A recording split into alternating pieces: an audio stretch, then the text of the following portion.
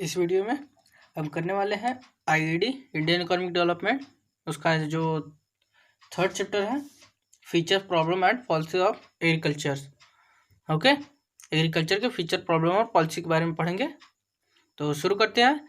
This is Hrithik Pandey, you are watching commerce community, let's begin.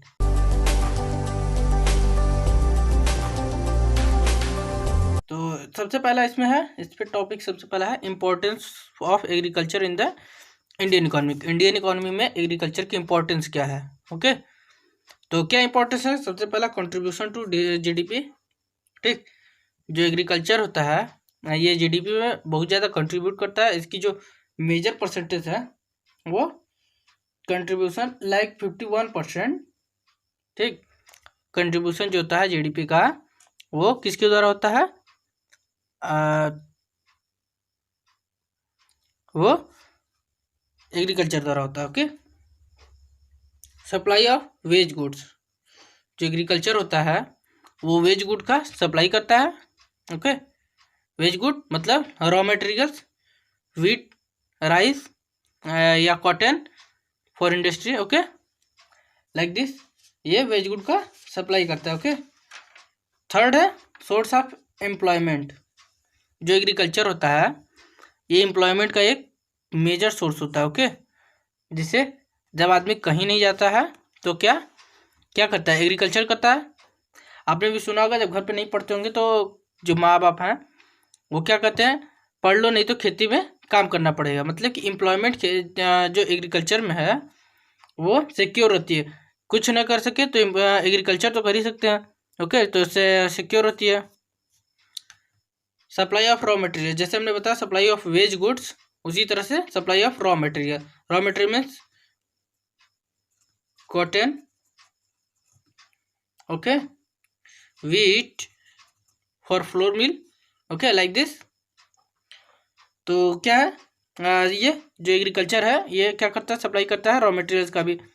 Source of demand for industrial good, industrial good के demand का भी source है agriculture. Industrial good के demand का मतलब means जो इंडस्ट्रियल गुड्स है, particular capitals goods. Okay, capital goods like tractor, harvester, machine. Okay, ये सब का क्या ये सोर्स डिमांड सोर्स है। Okay, contribution to international trade, ये जो एग्रीकल्चर होता है ये केवल डोमेस्टिक ट्रेड ही नहीं करता है, इंटरनेशनल ट्रेड भी करता है। इंटरनेशनल मतलब विदेशों में, जैसे मसाले वसाले फॉरेन में बेचे जाते हैं हमारे। ठीक, जूट, टी, ठीक, टोबैको, कॉफ़ी, स्पाइसेस, ये सब क्या बेचे जाते हैं हमारे इंटरनेशनल में, रेस्ट ऑफ द वर्ल्ड से ट्रेड किए जाते हैं। और ये जो एग्रीकल्चर का कुछ चीज़ें होती हैं, कुछ क्या ज़्यादातर चीज़ें डोमेस्टिक ट्रेड में ही आती हैं, कुछ चीज़ें ही इंटरनेशनल ट्रेड में जाती हैं। ओके, सपोर्ट और ट्रांसपोर्ट इंडस्ट्री, ट्रांसपोर्ट इंडस्ट्री को भी सपोर्ट करती हैं। कैसे सपोर्ट करती हैं? जब इनके गुड्स तैयार हो जाते हैं तो क्या करते हैं, ये ट्रांसपोर्ट करते हैं एक जगह से दूसरी जगह। जैसे international rest of the world में ही ले जाना है तो क्या करेंगे? ट्रांसपोर्ट लेंगे, या तो ये वो एयरवेज की सहायता लेंगे, या रेलवेज की लेंगे, या बाई रोड की लेंगे। ओके, तो ट्रांसपोर्ट इंडस्ट्री की भी ग्रोथ होगी। वेल्थ ऑफ द नेशन, और जो इंडिया है, इंडिया कृषि प्रधान देश कहा जाता है और यही इकोनॉमी को मेंटेन भी करता है। बहुत ज़्यादा मेंटेनिंग जो है एग्रीकल्चर से होती है। ओके, अब नेक्स्ट देख लेते हैं features of agriculture. Features, low productivity. Okay, जो एग्रीकल्चर है अभी भी हमारा बहुत लो प्रोडक्टिविटी होता है। ओके, एग्रीकल्चर में लो प्रोडक्टिविटी होती है। कैसे होती है? जो जैसे इंडिया में 3.6% इन 2014 में देखा गया कि इंडिया में राइस की प्रोडक्टिविटी कितनी है? 3.6%। ओके, पर हेक्टेयर में। और वही चाइना में कितनी है? 6.8%। चाइना में 6.8%। ओके, और वीट की इंडिया में 3.1% है वीट की, और यूके में 9% है। मतलब कि हमारी जो इंडियन एग्रीकल्चर है वो लो प्रोडक्टिविटी है। ओके, डिस्गाइज्ड अनएम्प्लॉयमेंट, ये डिसगाइज अनएम्प्लॉयमेंट मीन्स वह एम्प्लॉय जो यहाँ पे हिडन एम्प्लॉयमेंट है, सिचुएशन को देखते हिडन एम्प्लॉयमेंट भी इसे कहा जाता है। कैसे हिडन एम्प्लॉयमेंट? ये हिडन अनएम्प्लॉयमेंट कैसे, ये काम तो करते हैं पर ये अनएम्प्लॉयड होते हैं। कैसे? इनकी एम्प्लॉयमेंट का मीन्स होता है वह एम्प्लॉय जो काम करने की इच्छा रखता है या काम करना चाहता हो और उससे उसकी वेज रेट पे वर्क मिलता है। तो यहाँ पे ना वेज रेट पे वर्क मिल रहा है, ना कुछ इस तरह की कोई एक्टिविटीज पे वेज मिल रहा है। ठीक, तो क्या ये यहाँ पे डिसगाइज्ड अनएम्प्लॉयमेंट है। डिपेंड ऑन रेनफॉल, एग्रीकल्चर अभी भी अब तो बहुत कम हो गया है कि नहर हो गए हैं या मशीन से सिंचाई कर ली जाती है, पर इन द प्रीवियस ईयर या कुछ साल पहले अब रेनफॉल पे यूज होता है। अभी तो जब कांग्रेस की पार्टी आई थी सोनिया गांधी, उसके बाद से जो है ये नहरों की खुदाई होती थी इंदिरा गांधी के समय में। ठीक, तो उससे अब रेनफॉल पे कम डिपेंड हो रहे हैं लोग, फिर भी अभी भी डिपेंडेंट बहुत ज़्यादा रेनफॉल पे ही है, बहुत जगह पे रेनफॉल पे डिपेंडेंट है। सब्सिस्टेंट फार्मिंग होती है। ठीक, इंडिया जो है सब्सिस्टेंस ओरिएंटेड फार्मिंग करता है। जैसे प्राइमरी ऑब्जेक्टिव का है, प्राइमरी ऑब्जेक्टिव क्या होता है इसका, एग्रीकल्चर का प्राइमरी ऑब्जेक्टिव ये होता है सर्वाइवल, एग्रीकल्चर सर्वाइव कर सके, बस इतना ही प्रोडक्टिविटी करता है। ओके, ये नहीं सोचता कि इससे हमें इनकम हो या वो बेच के कुछ इनकम अर्न करे, उसकी मजबूरी होती बेचना, या तो बहुत ज़्यादा जगह हो जाते हैं उससे वो बेचता है, और नहीं तो जो उसकी कुछ इनकम की जरूरी होती है उसके लिए बेचता है। ठीक, lack of modern input, modern input मतलब जो पेस्टिसाइड और इंसेक्टिसाइड्स होते हैं उनकी कमी होने लगती होती है या होती थी। अब तो नहीं है, पहले की कुछ समय पहले की बात है, उस समय होती थी। ठीक, क्या होता था, मॉडर्न इनपुट्स की कमी होती थी। स्मॉल होल्डिंग, या तो जो स्मॉल होल्डिंग मतलब स्मॉल साइज ऑफ फार्मर या फार्मर्स लैंड जो है जो कल्टीवेशन करने लायक वो बहुत कम है, या तो टेनेंट होते हैं। ओके, टेनेंट मीन्स वह लोग जो कि जमींदारों की खेतों को लेके काम करते हैं और काम करने पर उन्हें पे करते हैं, कुछ पे करके वो करते हैं, अपनी आजीविका चलाते हैं। ठीक, तो स्मॉल होल्डिंग्स हो गई। या तो अगर लैंड होल्डर्स ही है बहुत बड़े हैं तो भी उनकी जो कहीं एक जगह पे थोड़ी सी ज़मीन है, फिर दूसरे जगह पे थोड़ी सी ज़मीन है, इस प्रकार से स्कैटर्ड है। ओके, उसके लिए भी उससे भी हमारी एग्रीकल्चर जो है क्या होता है, प्रभाव पड़ता है उस पर, इसलिए कम लो प्रोडक्टिव होती है, क्योंकि एक ही जगह रहेगा तो आदमी एक ही हिसाब से सभी खेतियों करेगा तो अच्छी फसल होती है। अगर 3 जगह करेगा तो वो भी डिस्टर्ब होता है करने में। ओके, लैंडलॉर्ड या कॉन्फ्लिक्ट, लैंडलॉर्ड या कॉन्फ्लिक्ट मतलब क्या होता है, जो ह्यूग एरियाज है cultivated by the tenants who are not owner of the soil but the bulk of revenue is appropriated by the owner. Landlord की बात आ गई इसमें। ठीक, लैंडलॉर्ड और टेनेंट में क्या वो है रिलेशन। लैंडलॉर्ड जो है वो जमीन के मालिक होते हैं।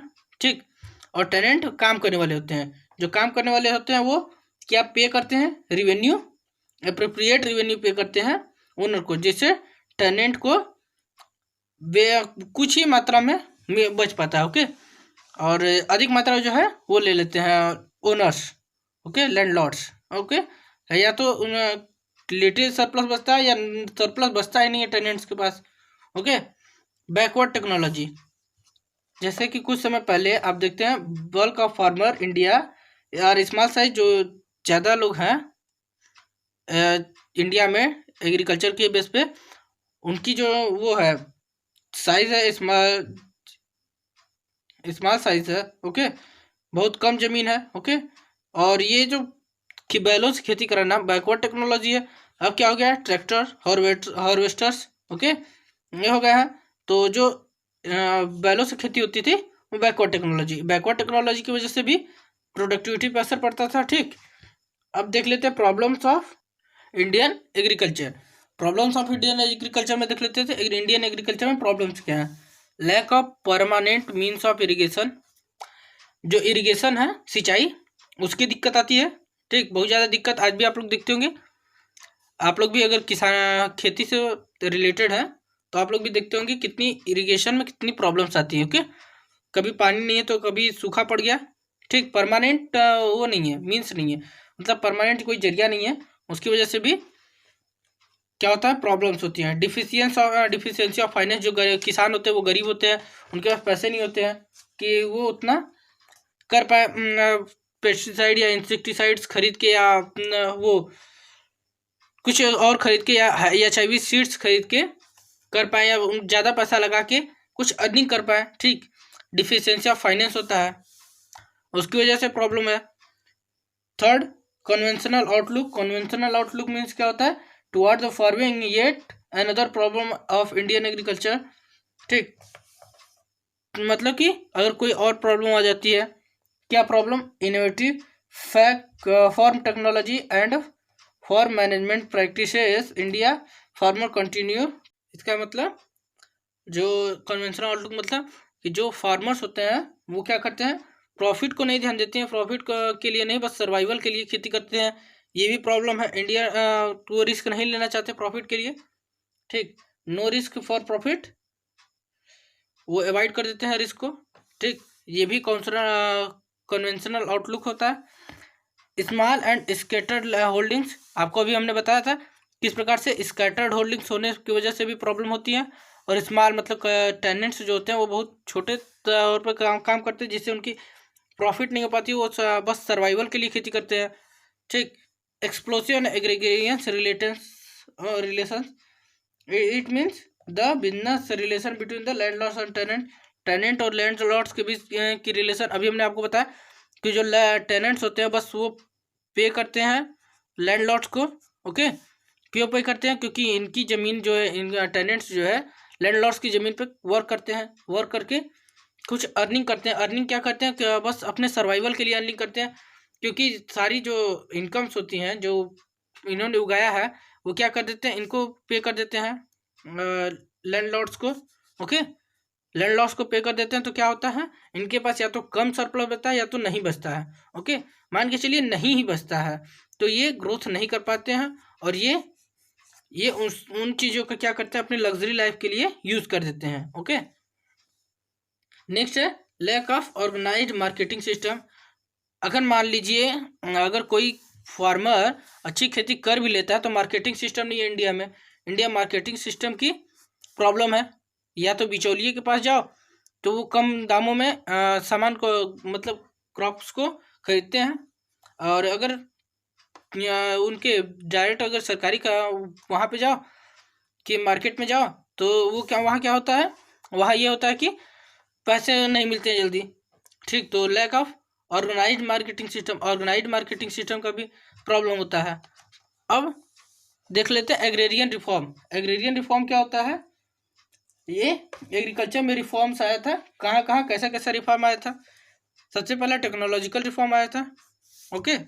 दूसरा आया था इंस्टीट्यूशनल, या इसको लैंड रिफॉर्म भी कहते हैं, और थर्ड आया था जनरल रिफॉर्म।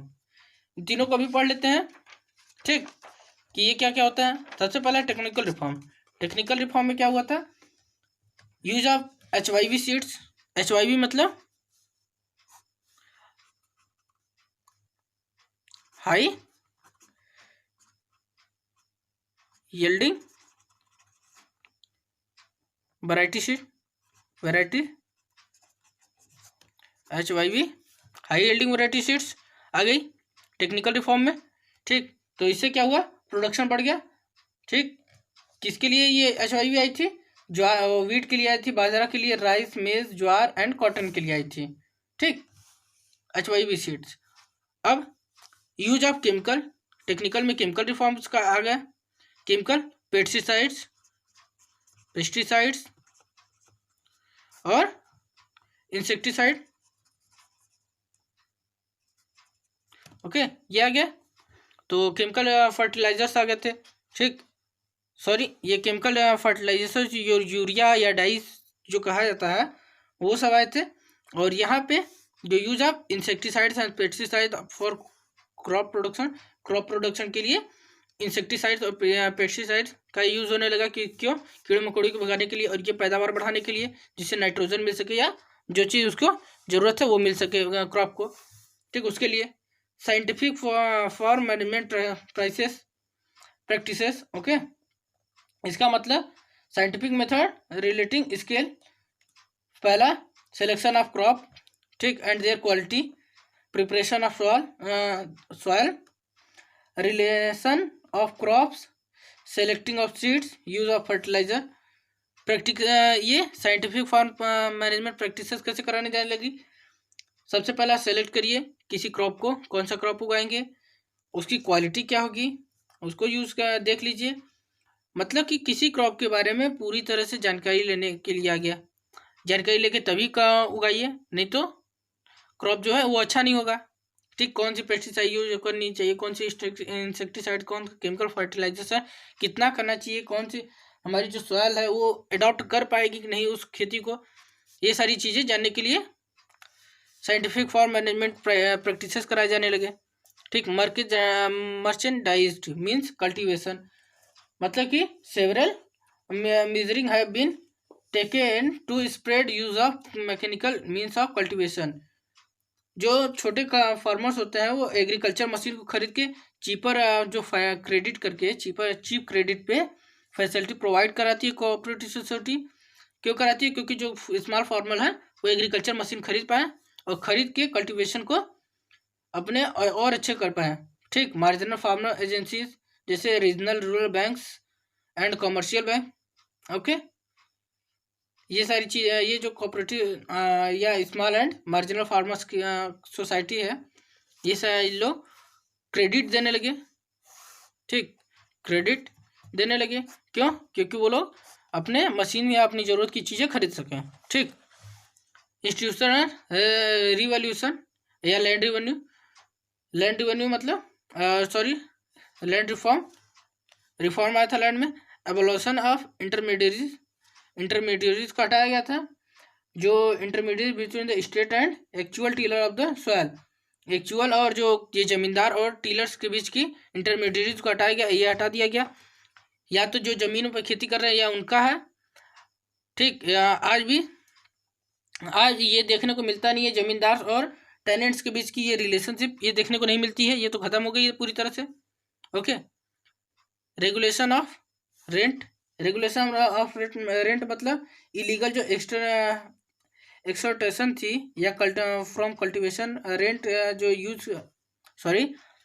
जो रेंट टीलर्स के द्वारा, टेनेंट्स के द्वारा लैंड होल्डर्स को मिलते थे या जमींदार को मिलते थे, वो हटा दिया गया। ओके, 1/3 वैल्यू वहाँ पे क्या कर दिया गया, 1/3 वैल्यू। ठीक, 1/3 वैल्यू दिया जाएगा, ये आ गया। Okay, consolidation of holding with the view of reducing fragmentation, steps have been initiated for the consolidation of holding. Okay, जो बहुत ज़्यादा जो allot land of the farmers थे, जो एक दूसरे से रिप्लेसमेंट होते थे, स्केटर्ड होल्डिंग होती थी, वहाँ उनको जो स्केटर्ड होल्डिंग थी उनको जगह जगह से हटा के एक जगह पे कर दिया गया। 3 जगह से खेती थी, उसको एक जगह पे कर दिया गया।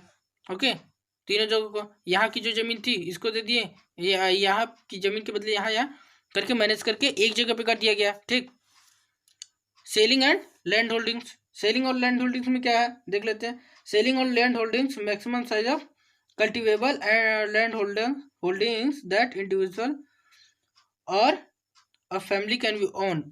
मतलब कि एक परिवार को कितना या एक आदमी के उसकी ज़मीन कितनी होनी चाहिए, कितने हेक्टेयर ज़मीन, वो भी सरकार जो है लिमिट में कर दी। तो इससे क्या हुआ, इससे ये हुआ कि जिनके पास ज़मीन नहीं थी उनको भी ज़मीन मिल गई। ठीक, सबको ज़मीन इक्वली बांट दिया गया, लैंड सेलिंग कर दिया गया। ठीक, हमें तो ये अच्छा नहीं लगता था, लगता है भी, हम इसके तो अभी भी खिलाफ रहते हैं, परंतु ये बुक में दिया है इसलिए हमने पढ़ा दिया। ठीक, कोऑपरेटिव फार्मिंग मीन वह फार्मिंग जो encourage to enhance beginning power and small holders, bargaining power of small holders के बार्गेनिंग पावर को इनहेंस कर सके। कोऑपरेटिव फार्मिंग मतलब कि they buy inputs lower price and sell their higher produce at higher price. Okay, मतलब कि वो कम दामों में कोऑपरेटिव फार्मिंग हो गई, तो कम दामों में सामान खरीदे और उसे ज़्यादा दामों में बेच दिए, उसी को क्या कहा जाने लगा? Cooperative farming.